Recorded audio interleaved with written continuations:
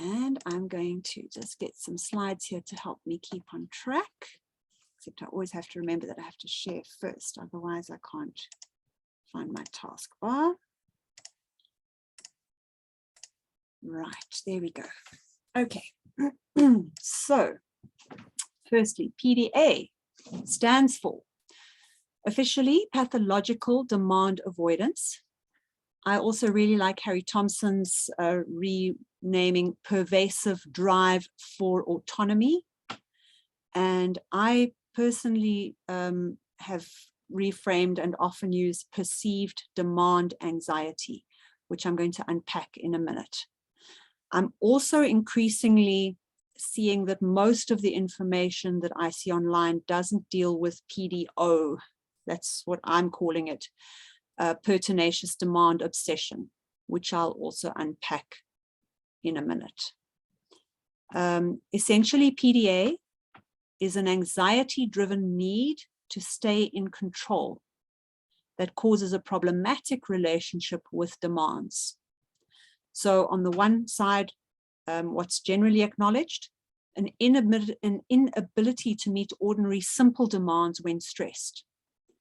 So things like brushing teeth, getting dressed, going to bed, or in an academic environment, for example, sitting at the desk, focusing on what we're supposed to be doing in this lesson, doing homework, not talking while the teacher is talking. All of these very simple demands can become absolutely impossible to meet, even if there is an active desire to do so. It's not a question of the act doesn't appeal to me in some way. Even if there's an active desire to actually meet the demand, it can become impossible if stress is high.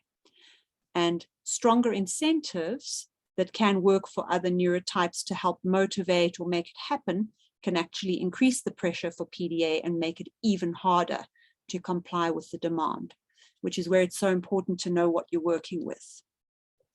Because it's very, very easy as parents and facilitators to think that we are making things easier for someone when we're actually now making it the last straw of impossible. And then the other part of a problematic relationship with demands relates to that PDO that I'm going to talk about in a moment, which is the inability to let go of a demand when it's an internal demand. For example, I have to wear my pink shoes, but my pink shoes aren't here, or my pink shoes are dirty, or my pink shoes are outgrown, but I have to wear them. And there can be an inability to let go of that demand. Again, even if there is an active desire to be reasonable and negotiable, and stronger incentives to let go of that demand can increase the pressure and make it even harder to let go of the demand. So unpacking perceived demand anxiety, why I like to use this phrasing is because I can explain it this way.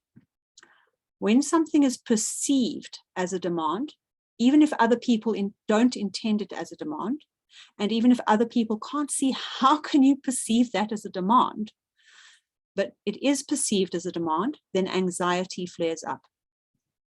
And a key to this is that the higher the level of anxiety or pressure, the more likely that something will be perceived as a demand, which is one of the things that makes PDA unpredictable.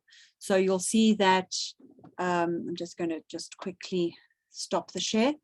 You'll see that often people are puzzled. It's like puzzled or disbelieving. It's like, you could do it yesterday. Of course you can do it today. Or I know that you can do this. You're perfectly capable of doing this. Why are you telling me that you can't? Because it's so dependent on the level of pressure and the level of anxiety, how the demand is going to be related to. So unlike with other neurotypes where it can be a matter of I don't have the skills to do the thing, the PDA can have all the skills necessary to do the thing, all the understanding necessary to do the thing, and yet be unable to do the thing on this occasion. And then if you're trying to help them with the skills, or help them with the understanding, all you're going to do is be increasing the pressure. and increasing the power imbalance by being seen as somebody who, is trying to give them help and advice, which is automatically a kind of a power imbalance relationship, which is going to trigger them more. I'll talk about the power imbalance in a minute. Okay, let's carry on with the share. Okay. Now, the critical thing with PDA is that anxiety can easily escalate to the point that it triggers your fight, flight, freeze states. So it's not just a level of anxiety that stays at kind of being nervous or a bit shy or a little bit flustered. It can very easily, very suddenly kick into a full-blown fight, flight, freeze response. Now, when you go into looking at fight, flight, freeze responses, you'll find some people have got 5, some people have got 6. This theorist will have 6 that aren't the same as that theorist's 6. At the moment, I'm working with these Fs here. These are the Fs that at the moment I'm finding the most useful for unpacking the variations on this response for PDA. So I've got how many? 7. Fight, flight, freeze, flop, friend, fawn, and forget are the 7 Fs that I'm currently finding useful for PDA. So fight, aggression, and violence, which can be physical or verbal. And this is where the problem comes in terms of PDAs being excluded from SDE facilities and spaces. If they're not being appropriately supported, then they can be triggered into swearing, breaking things and lashing out, and those kinds of very extreme sorts of behaviors, verbal abuse and physical abuse that necessitate exclusion. However, the important thing to understand is that is when they are not being supported appropriately. These behaviors are not necessary to experience, and the PDA is very, very distressed when they have been pushed into this kind of behavior. It's not natural to the personality. Every PDA I've ever met is actually a very kind, compassionate, generous person. And this is sort of an override or a kind of a seizure state that is out of their control and quite traumatic for them to experience. Then flight. The most common forms of flight for PDA would be evasion, might be literally running away. When you're supposed to go in that door, you run past it and go over there. And then, of course, psychological versions like excuses. For example, I'm Superman, and Superman doesn't need to brush his teeth because he just eats kryptonite or whatever. Then freeze often looks like procrastination. It looks as if they're just putting it off and putting it off, or zoning out, not hearing, not noticing. Flop, loss of bodily control. Now, one of the famous phrases for PDA is "my legs don't work." And this is often treated as an excuse, as a flight response. But I've noticed that there are times when it's actually a flop response. The subjective experience for the PDA can be that my legs don't work. Then friend, in terms of going into helplessness. You do it for me. I'll show you what to do. I can't do it. You can do it. Actually getting somebody else to do the thing for one, because it needs to have that element of having somebody to control to do it. And then a critically important one to understand if you're at all involved in education is fawn. So fawn is actually a fight, flight, freeze response that looks like the person is coping fine, because it's a survival-based instinct for compliance, and it looks as if they're managing. I'm just going to pause this again. So you often get the situation where PDA parents, for example, aren't believed because other people will see them appear to function perfectly. And it's only with the parent or the closely trusted caregiver that you'll see the struggles coming out. So this is because the child is what we call in autism masking. So they're able to mask as a way of survival. If you imagine for yourself, if you had somebody pointing a gun at your head, telling you to do something that isn't in your normal repertoire and isn't a true expression of yourself, and telling you to say, for example, that you will vote for the opposite party than you would vote for, you'd go ahead and do it, and you'd act it out very well because your life would depend on it. And that's actually the fight, flight, freeze response that PDAs can easily go into in a school setting. So you'll find some PDA kids actually sitting very still at their desk and doing everything the teacher told them and all of that. And then there's this puzzlement as to why the learning isn't retained, because there isn't actually the capacity to mask and fawn on the one hand. All the energy is going in there, and then you expect learning retention with what? With what's left over to actually be able to process and integrate and learn. So this is a very important one to understand, that we can actually completely sabotage somebody's education by thinking that we've been so successful in our accommodation of them that they are able to comply. And meantime, there's absolutely no learning going on. There's just fawning going on, and probably when they get home, a meltdown as that stress releases. Sorry, I just want to get back to my share there. I've managed to lose my share. There we go. Right. Sorry, I just want to go back. Right. And then forget.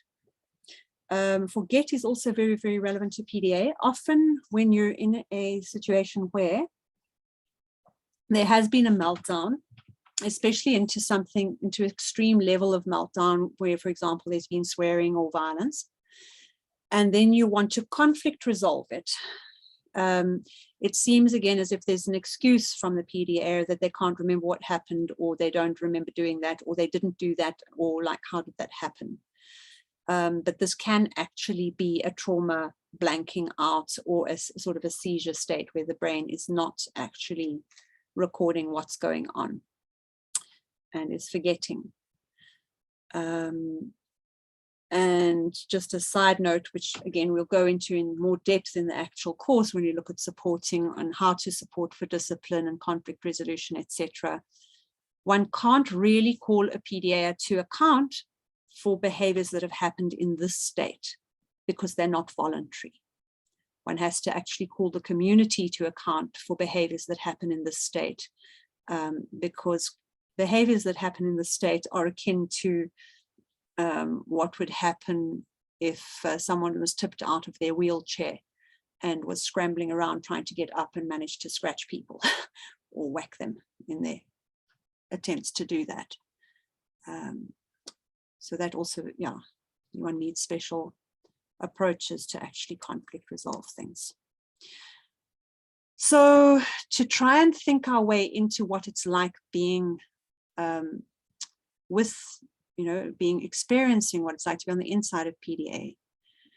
Just briefly again, when I look at the phrase and a lot of the diagnostic material and a lot of the writing about PDA, it's really written from the privileged perspective. It's written from the perspective of the person who's inconvenienced by having to try and get a PDA to comply, which is where we come up with that original phrase, pathological demand avoidance. They are avoiding doing what I want them to do. And that is the problem. The problem is they're avoiding doing it. They must do X and they won't do X. And that's how it's phrased. And that's often how it's perceived. Whereas if we're actually going to support somebody, we need to support them not according to the compliance we are trying to get from them. We need to support them in being able to manage themselves effectively and being able to participate appropriately. And to do that, we have to support the person according to what their experience is and what's actually going on for them. So we're not just looking at trying to make a ramp for a wheelchair. We're looking at what's it like to be in the wheelchair. Why do you need the ramp? Why can't you just roll it up the steep ramp? Why do you need a shallower ramp? I remember when I was at university, the architecture students actually had to go around in wheelchairs around the campus for a week. So that they could really grasp, why a ramp needs to be the way it is. And likewise, if we're going to be designing our support for PDA, we need to, as much as possible, work to get inside the experience. Otherwise, we're going to be constantly trying to do things from the outside and not understand why it didn't work. So if you go onto the Facebook support groups, you'll constantly see this cry for help from parents going, when does this get easier? We've taken off all the demands, we're doing all the accommodations, and she just will not cooperate anyway. She doesn't care that we're trying so hard. It's not that she doesn't care that you're trying so hard, it's that you're actually supporting from the outside with actions rather than with actual understanding and comprehension of what's going on. So one phrase you're going to hear me repeat again and again throughout the course is going to be attitude before strategy. So we have to first get our minds clear on what PDA is and get our attitude towards the person and the situation aligned so that we are no longer trying to control the PDA. We are supporting that person so that they can do and be their best. And that's when we're going to get the results, rather than when we're trying to manage or manipulate that person so that we can get the results that we want.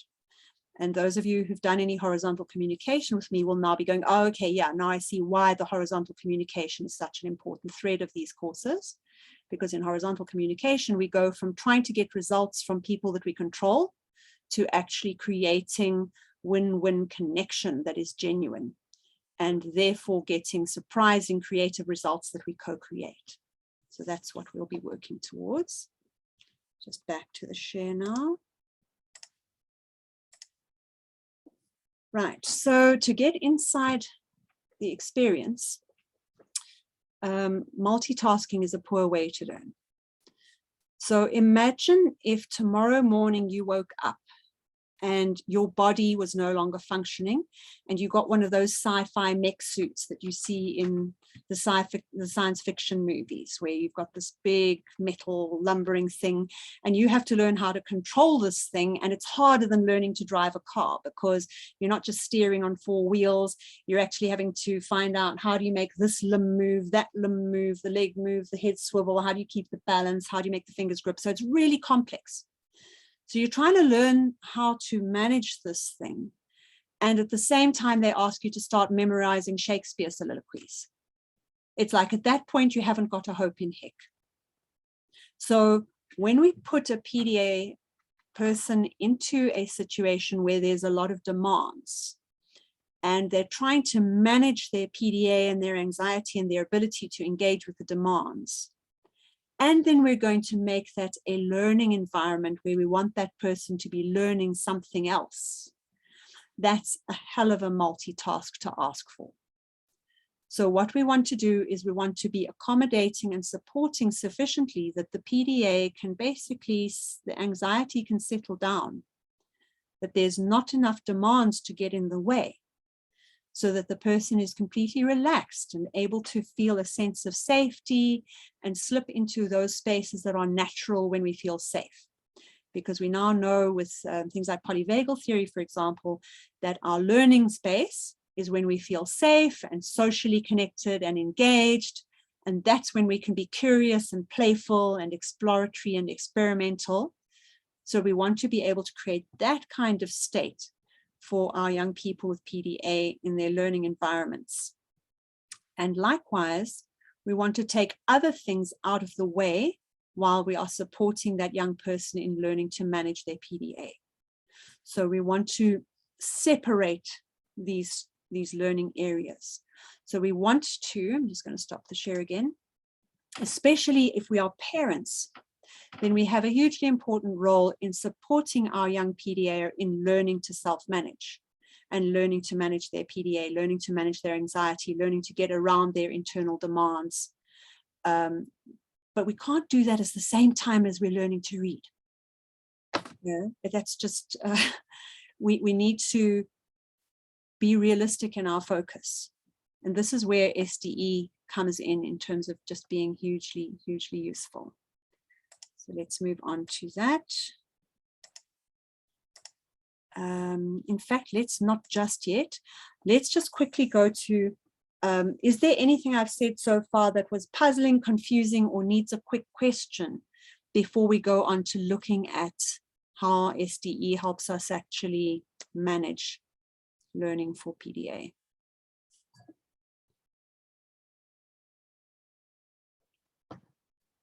No questions or puzzlements come up yet. It's okay if they haven't.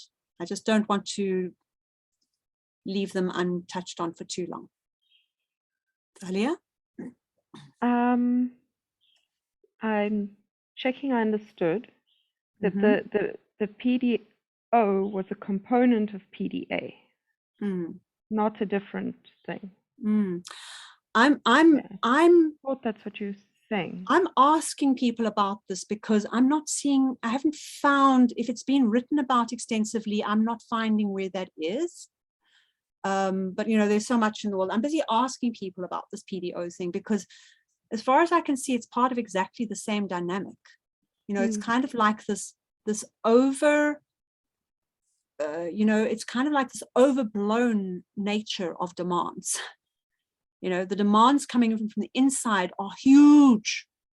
And so you can't grapple with them and meet them. And the demands coming from inside are huge. So you can't let go of them or ignore them or get around them. Which is also where I don't like the phrase, if it is as endemic as I think it is, if it is as intrinsically a part of PDA as I think it might be, then calling it pathological demand avoidance becomes ridiculous, because they're certainly not avoiding the inner demand. It's quite the opposite. They can't avoid the inner demand. Not possible to avoid the inner demand. So I've been asking people, it's like I'm looking for the parent or the facilitator. It's like, yeah, you're working with PDA and you've never seen them do any PDO. Sylvie, have you seen the PDAs doing PDO? All the time.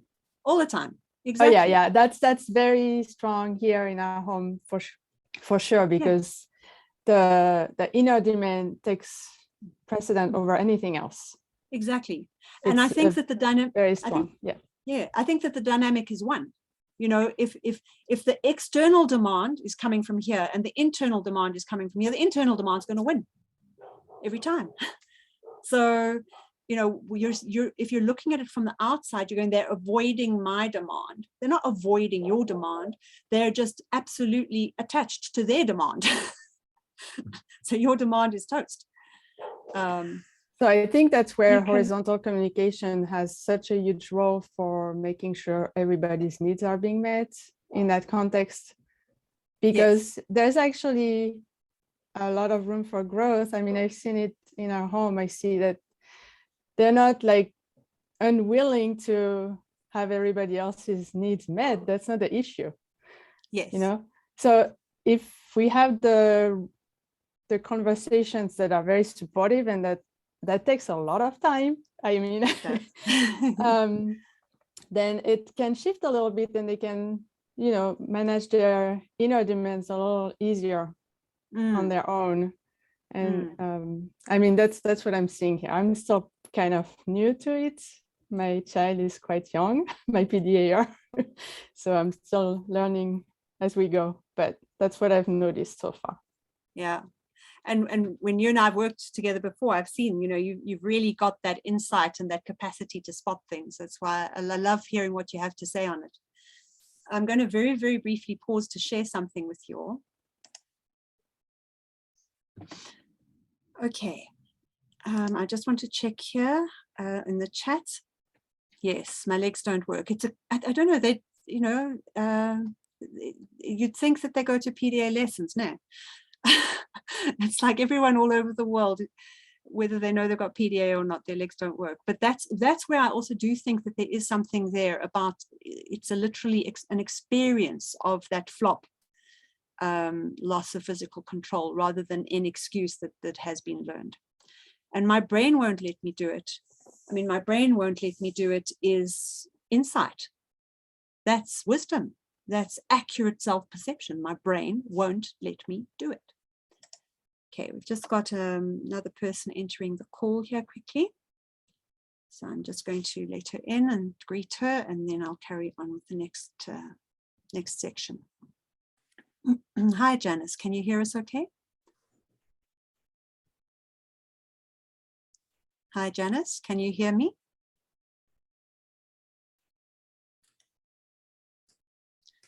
Let's just give you another moment. Paused up again. Right, so we just paused there very briefly, and I'm now going to go on to the next section. Sorry, just got to go back here. I'm very good at clicking forwards by accident. Let me just see here. Here we go. So, hang on a sec. I don't know if I'm screen sharing. I'm not. Merrily finding my correct slide without sharing it. That's not useful. Right, there we go. All right, so some of the things that PDA struggles with, which are prominent in most schools, but minimal in SDE. So absolute demands, you know, you have to sit down. It is time for geography. You must hand in your homework. You have to wear a uniform. You have to be here at 8 o'clock. You cannot eat. You must hold your bladder. There's just endless absolute demands from wall to wall in a school. And with homeschooling, that is homeschooling, there are also, if we go across to the right there, imposed academic, what's the word I've got there? Goals. Okay, imposed academic goals. So even if you can be flexible about all of those other demands in a homeschooling environment, the imposed academic goals themselves are a significant demand. Uniformity. Everybody must do things the same way. Everybody must learn the same thing. There is a curriculum. Arbitrariness is something that PDA really struggles with, along with ASD. We want to know why. What's the point? As opposed to, well, somebody said it has to be, or because I told you so, which again abounds in all forms of home and school schooling. Fixed expectations along with that. And then double standards are rife. So this applies to the grade 10s, but not to the grade 9s. Adults may do this, children may not. Double standards is not something that PDA does well with. Imposed routines, routines that come from the outside. We're going to do it in this order, at this time, in this way, and we're going to do that every day. The more that it becomes a routine, the harder it becomes to comply with for PDA. Often, I'm just going to briefly pause here. Often for other neurotypes, the more that it's a routine, the easier it gets because you can just flow with it. Whereas for PDA, it's the opposite. If it's an imposed routine, the longer it stays in place, the harder it becomes to go with it because the more of a demand it is that now we're expected to do this. Back to the share. Blame. There's often a lot of blame in a school situation, not just in terms of discipline, which is obvious, but also in terms of if you don't understand something, it's your fault. If you don't find this interesting, it's your fault. Obedience is expected, both in homeschooling and in school situations. You're supposed to do what you're told, learn what you're prescribed to learn, and do it the way that you're supposed to do it. And shame is built in. Shame being, you know, that feeling of you're not good enough and you're supposed to do what you cannot manage to do. And there's a pressure to do what you cannot manage to do is always shaming. Punishment, there's always consequences of some kind, even if it's just failing or staying back a grade. Fitting in. You're expected to fit in many, many ways, academically, behaviorally, in terms of your style of presentation, the way you speak, your interests, everything. Needing to get permission for things. Measuring up.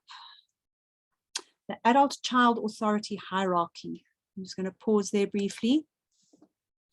One of our Riverstone PDAs applied to become staff at the age of 14, which we were ready to accommodate because we were SDE, but it made absolute sense to him. Didn't think twice about it. Didn't seem odd to him at all. any other 14-year-old would have thought twice, even in an SDE setting, before applying to become staff. And even in mainstream settings, I've heard many, many stories about PDA child being accommodated effectively by becoming the teacher's assistant. There isn't an easy way to get a PDA to recognize adults as authorities.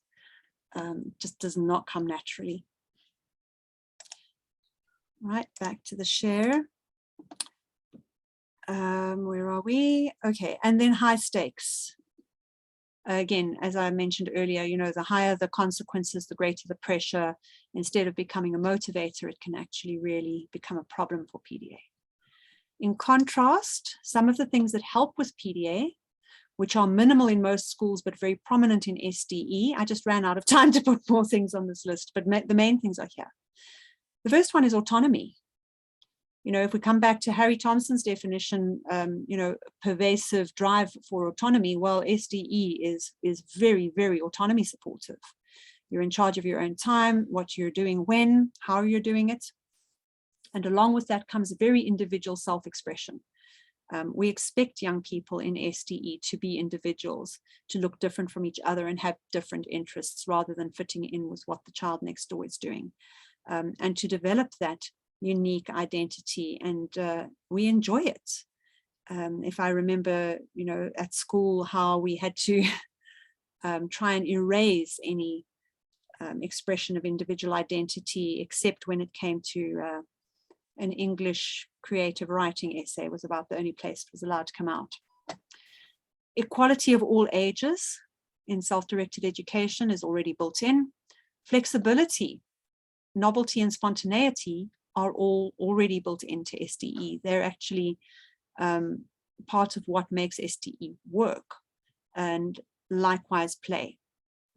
So play is one of the nourishing home safe spaces for PDA. You know, for all mammals, play is a place of safety. You cannot play if you don't feel safe, and you cannot feel threatened if it's just play. I mean, this is the difference between a highly competitive environment where the stakes are very, very real and it stops being a game anymore, and something that is just playful, it's light, and the consequences are kind of irrelevant. It's built into the definition. PDAs generally have a very strong relationship with play, and play is a powerful strategy to help them get past their demands.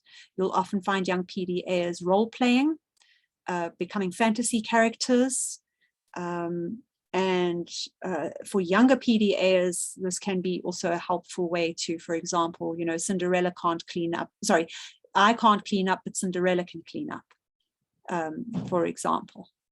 It can be, again, if you're using it as a strategy, coming back to that phrase of mine, attitude before strategy, if you're playing Cinderella to manipulate your PDA to get them to tidy up, it's not likely to work.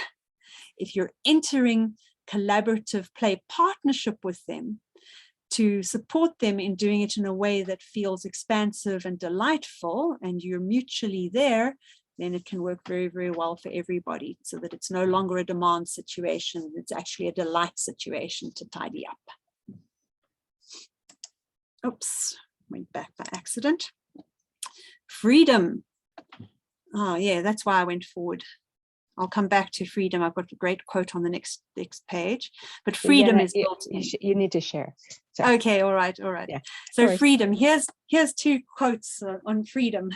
One from Harry Thompson, PDA extraordinaire, and one from Daniel Greenberg in Free at Last. Freedom is absolutely core to supporting PDA and to optimizing SDE. Just come back there. You were telling me that I wasn't sharing, right? There we go. So Harry Thompson, we're not imposing our will, we're fostering freedom. Daniel Greenberg, What's important to us is what the students want to take, not what the teachers want to give. From the book Free at Last. Okay.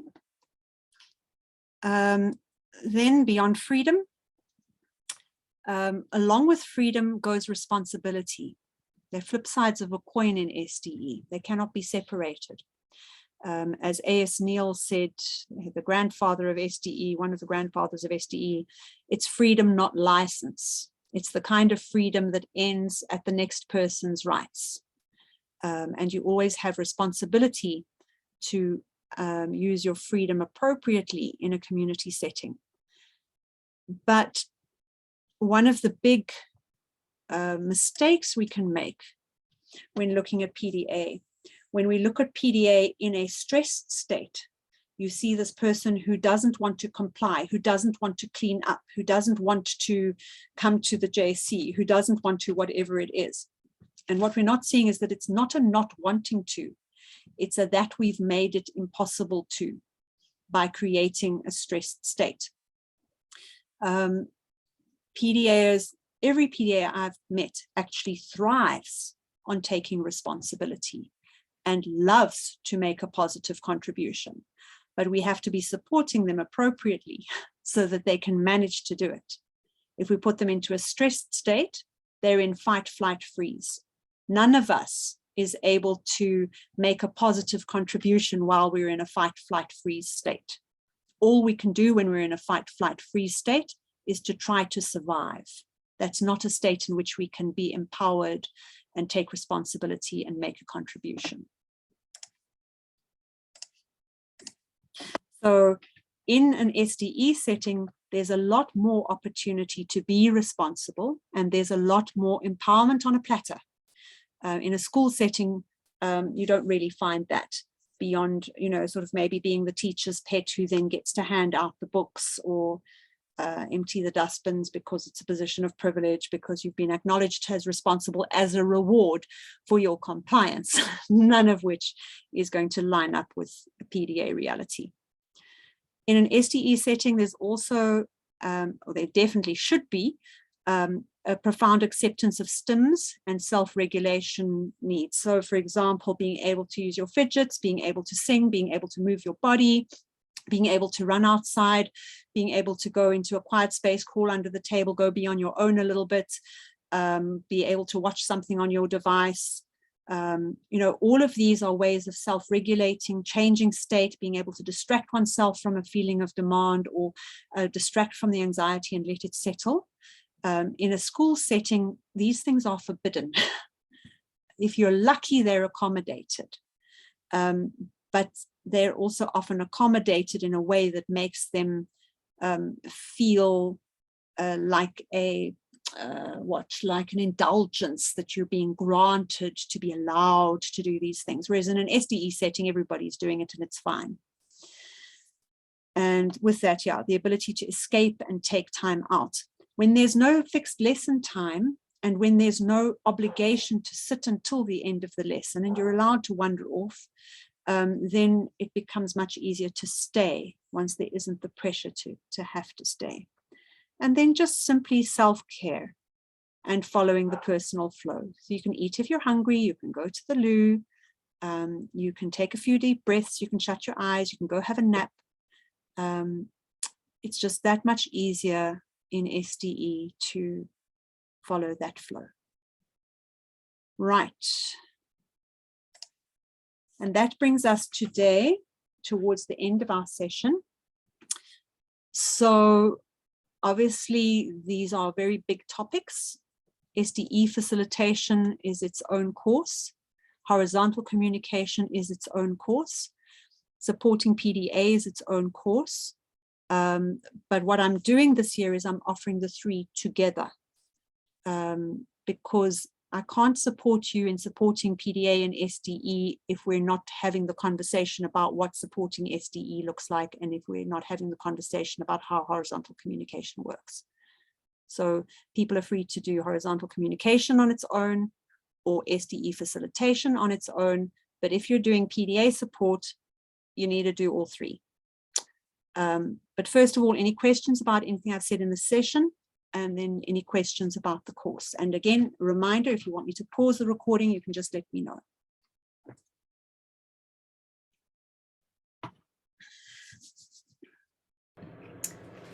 Can you hear me? Yes, beautifully. Yeah. Okay. Just curious, you had said that you're touching on the 3 topics, horizontal communication, SDE, PDA.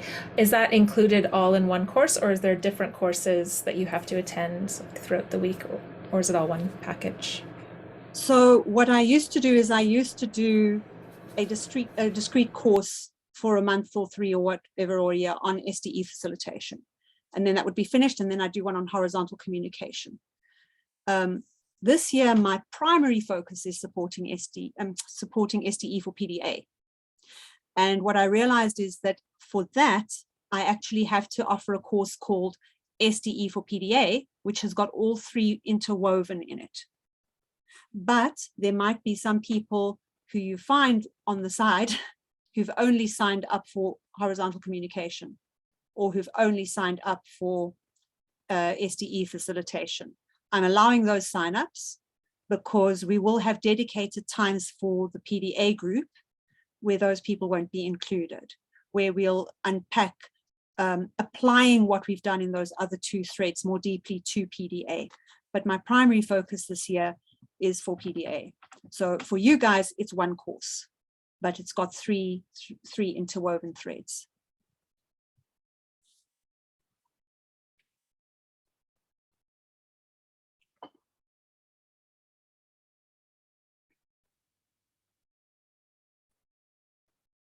More questions? I'll ask again. And the cost? Okay, the cost.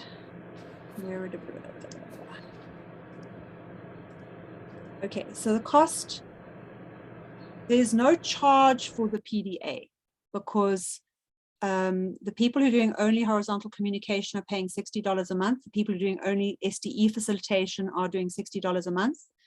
To do the 2 together, then it's $100 a month.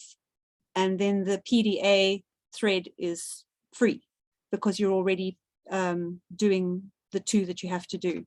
And one of the reasons that I've done it that way, I'll come back to that in a minute. One of the reasons I've done it that way is I would like to see every SDE facilitator know how to support PDA. So I don't want to disincentivize anybody from doing the PDA thread. I want them to get the, oh, well, it's free, I might as well add it on, because we've got more and more diagnoses coming through for PDA, more and more PDAs leaving school, more and more PDAs isolated in their homes without any friends, because there's nowhere else they can go, because the homeschooling families don't understand them and don't want to be friends with a brat. And the SDE facilities don't want somebody who's going to swear and hit somebody and then not come to JC for it. So I really want to get as many people as possible up to speed on it doesn't have to be that reality. The one thing that I haven't unpacked, because I really went into it in a lot of detail in my previous intro video, which is on my channel, is that there's a huge gift. Oh, good, I am recording. There's a huge gift for SDE facilities and for facilitators and for parents in really engaging with PDA. And that is, when we get into the horizontal communication thread, it'll become very, very clear. We're actually all embedded in a vertical culture, which is because colonialism. So invasive societies that need to train warriors who will keep a population down are brutal in their education. They raise people who can kill and squash their compassion and not see people as human and dehumanize them and just administrate them for profit. That's what they train for. And that has taken over the world, and that has taken over education systems, right? So we've all grown up in that. And it has softened in the last 100 years.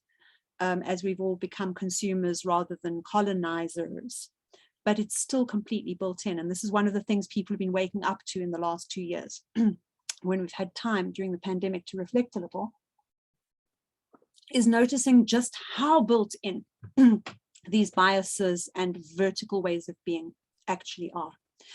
And when we look at horizontal communication, we'll actually be able to see we're trying to be horizontal. We're trying to look at inclusion, connection, win-win, caring about each other, collaborating, co-creating, without being aware of how much vertical training and vertical communication style and vertical assumptions, which is about domination, control, manipulation, winning, beating you, being right, how much of that we're bringing to that horizontal attempt, which is why it backfires. Sorry, let me just get a little more water there.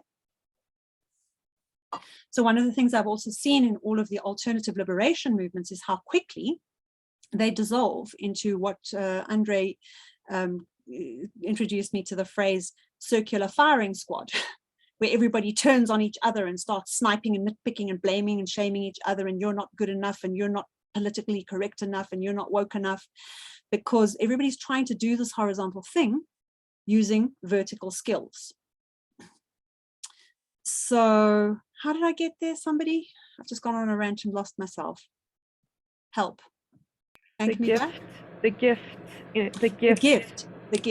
Thank you, the gift. So we don't realize how vertical we're being in our SDE facilitation until we encounter a PDA. And they will show you every rough edge that you've got, because they will feel it and they will respond.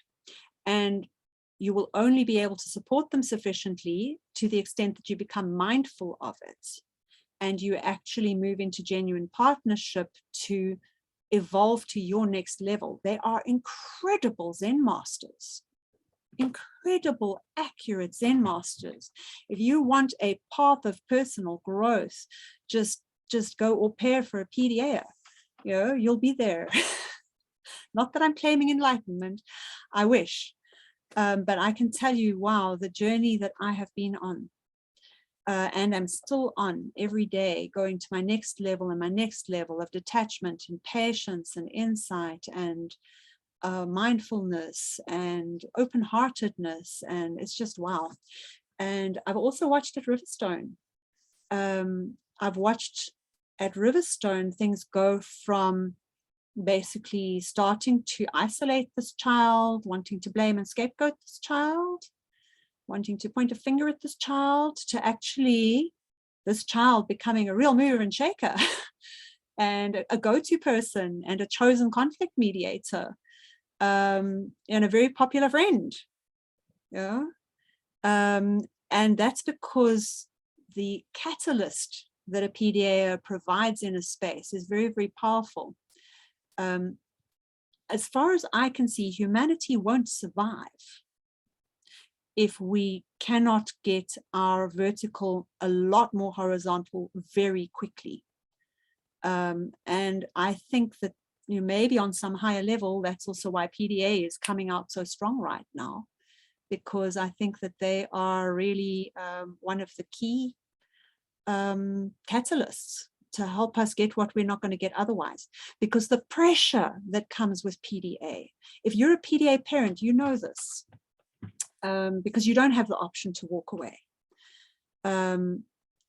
The only way to move from hell in your household to even surviving is to actually move to a much more horizontal state. And once you embrace that, you don't just move from hell to surviving. You actually move to real. You actually move to genuine connection of the kind that, like, you know, your average family therapist wishes they could facilitate in a family. You move to intimacy.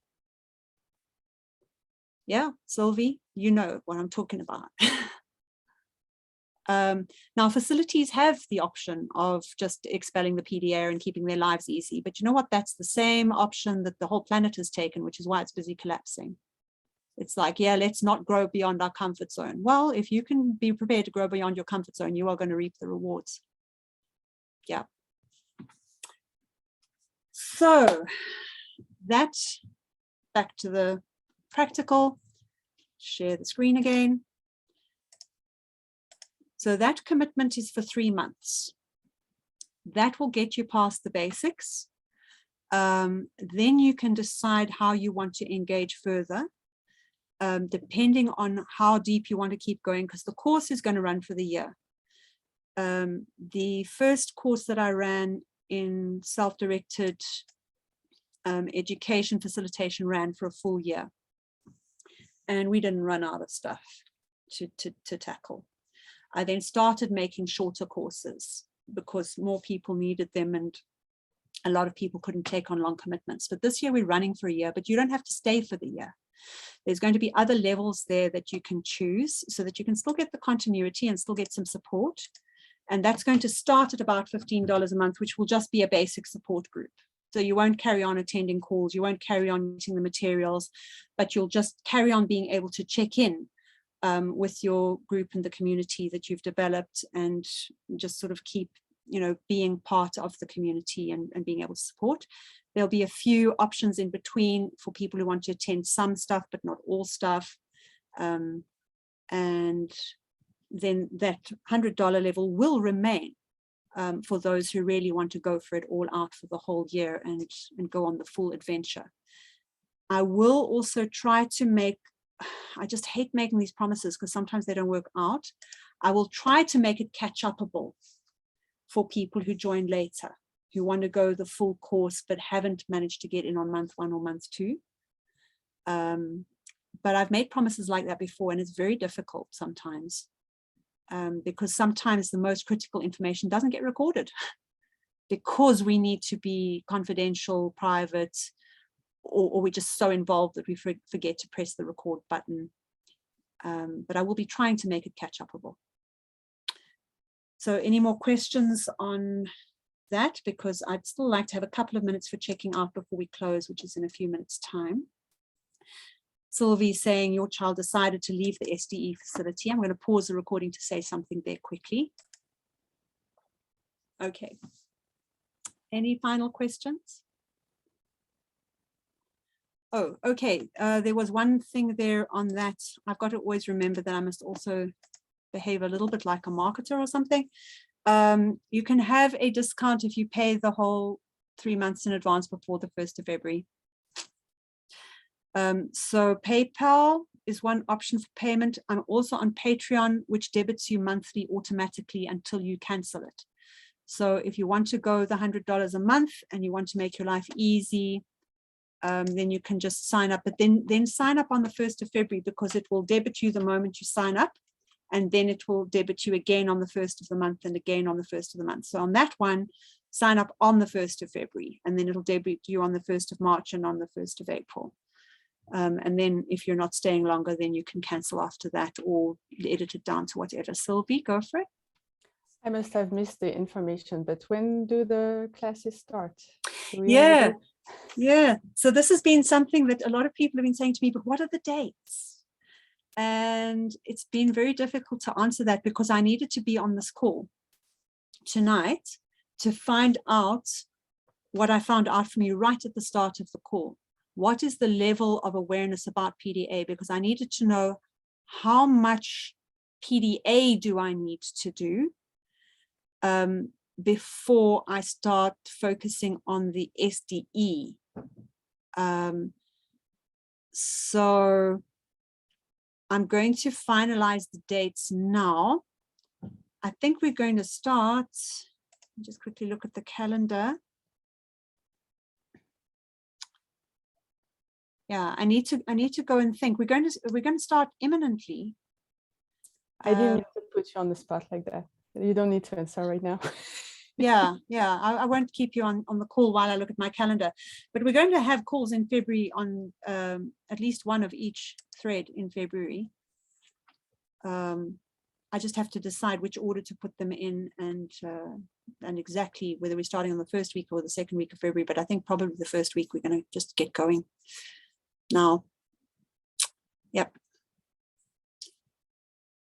Other questions, or shall we check out? Alison, did you?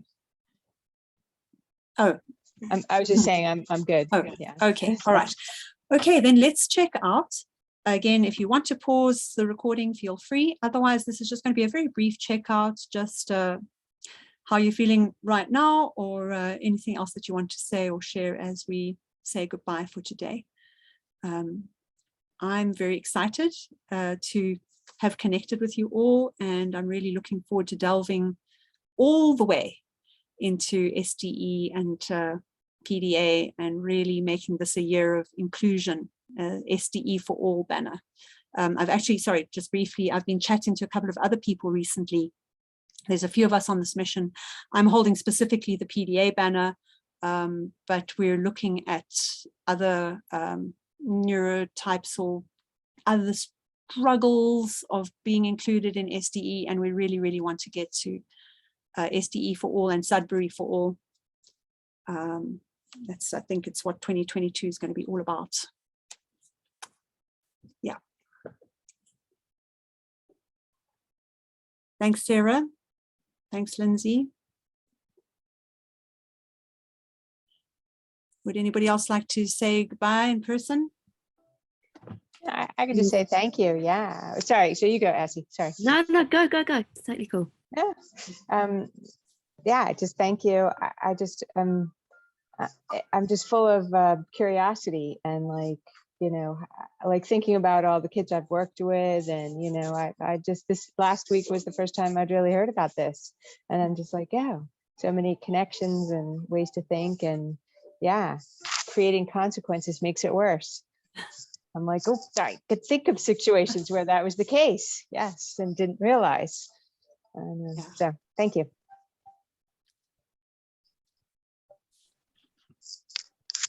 Shall I go? Thank you so much. It was a breath of fresh air, just everything you were saying. It was just really validating. When I started the Agile Learning Centre, I just thought, well, if it's not for everybody that home educates that wants this, then it's not really relevant anymore.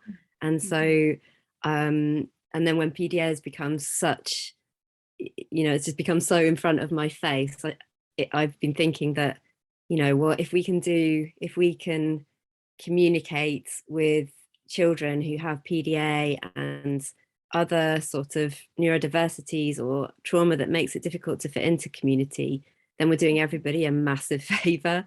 So it feels like this is just a really wonderful thing you're doing, and I'm really excited to kind of explore it and get to grips with it even more. So thank you. Great, Essie, thank you. I want to echo what Essie just said. I'm really, really thankful that you're taking the time, Yana, to put it together, SDE for PDA. I think this is like a world-changing thing that you're doing in big ways, and I'm really, really happy to continue to be a part of it. I feel very grateful for this community, for you all to be here together and basically learning and growing together. So thank you all. Thank you, Yana. Great, thank you, Sylvie.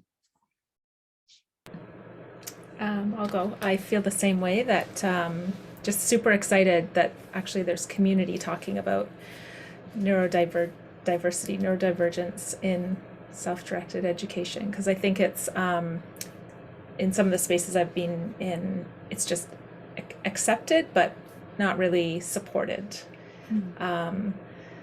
One thing I am interested in is how to support like PDA with kids that also have ADHD, because I see that as sometimes very challenging. Is there such a thing as PDA without ADHD? I'm not sure. Well, that's what I was wondering. Yeah. So yeah, I'm excited. I'll be here. Great. Thank you. I just want to highlight quickly there something that you said, in that I have a suspicion that too many facilities of every kind, including SDE, use their neurodivergent members as a look at our diversity without actually providing the support. And that's a concern for me. Mm-hmm.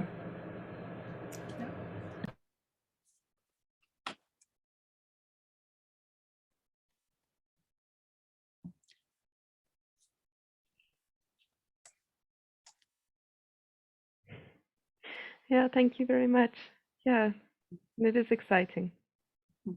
I'll say goodbye to everybody. Thank you, Sadia.